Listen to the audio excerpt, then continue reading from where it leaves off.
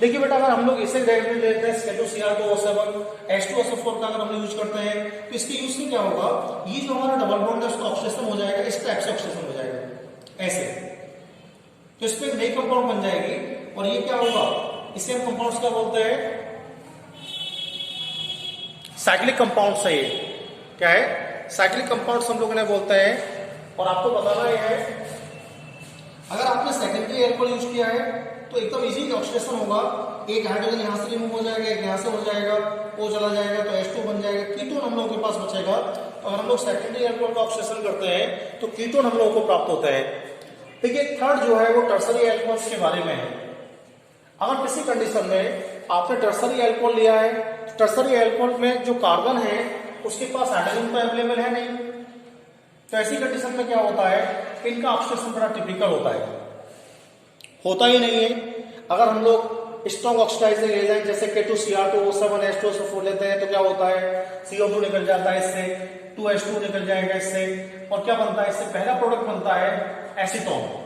क्या बनता है, एसीटोन, और इसका भी ऑक्सीडेशन हो जाता है एसीटोन का, और इसका ऑक्सीडेशन हो जाता है एसिटिक एसिड में, एसिटिक एसिड में।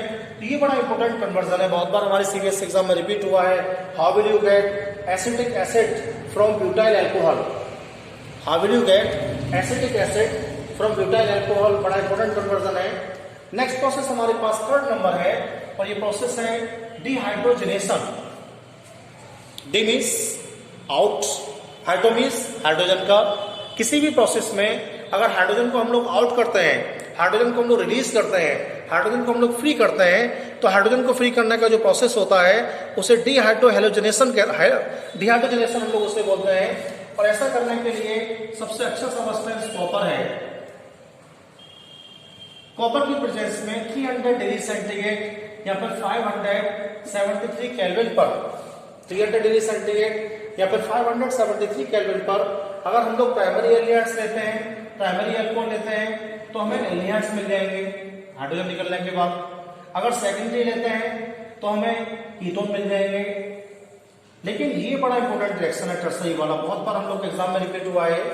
अगर टर्सरी एल्कोहल आपने यूज किया है तो टर्सरी एल्कोहल को कॉपर की प्रेजेंस में 300 पर हीट करेंगे तो आपको एल्कीन बनेगा, ना एल्डिहाइड बनेगा ना कीटोन, एल्कीन इस प्रोसेस में बनेगा। तो ये केमिकल प्रॉपर्टी है। अब एक नया टॉपिक मैं आपको बताऊंगा, टाइप्स ऑफ एल्कोहल। देखिए जो एल्कोहल हम लोग स्टडी कर रहे हैं उसे हम लोग 4 टाइप से स्टडी करने वाले हैं। एक तो होता है रेक्टिफाइड स्पिरिट, रेक्टिफाइड स्पिरिट, दूसरा होता है एब्सोल्यूट अल्कोहल, तीसरा होता है पॉवर अल्कोहल, चौथा होता है डिनेचुरेट अल्कोहल। तो पहले मैं आपको बताऊंगा रेक्टिफाइड स्पिरिट क्या होती है।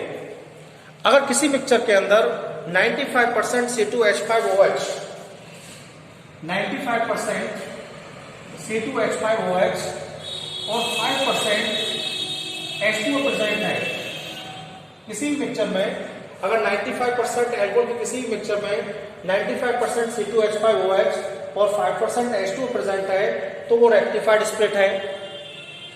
एब्सोल्यूट अल्कोहल क्या होता है, 100% C2H5OH, 100% C2H5OH के लिए हम लोग एब्सोल्यूट अल्कोहल बोलते हैं। और एब्सोल्यूट अल्कोहल में फ्रूट जूस, वाटर को ऐड करने के बाद वाइन फॉर्मेशन करते हैं। बहुत सारे वाइन हम लोग स्टडी करते हैं, जैसे रम है, जिन है, क्लेरेट है, पोर्ट है, शेरी है, हॉलैंड है, विस्की है, ब्रांडी है, ये सब क्या है, सीडर है, ये सब एब्सोल्यूट अल्कोहल है जिनसे हम लोग जो है डिफरेंट क्वांटिटी में C2H5OH को उसमें यूज कर सकते हैं। एक थर्ड यूज है इसका पॉवर अल्कोहल,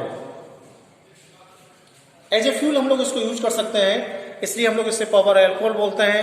और पॉवर अल्कोहल क्या होता है, अगर हम लोग रेक्टिफाइड स्पिरिट के लिए, रेक्टिफाइड स्पिरिट जो हमारे पास है उस रेक्टिफाइड स्पिरिट के लिए अगर हम लोग या तो बेंजीन में ऐड कर दें 20% या फिर 20% ईथर में ऐड कर दें C2H5O C2H5, या फिर एक कंपाउंड है टेट्रालिन, इसे हम लोग नेफ्थलीन बोलते हैं, इस कंपाउंड को नेफ्थलीन कहते हैं हम लोग, इस टाइप से होता है, नेफ्थलीन है बताइए।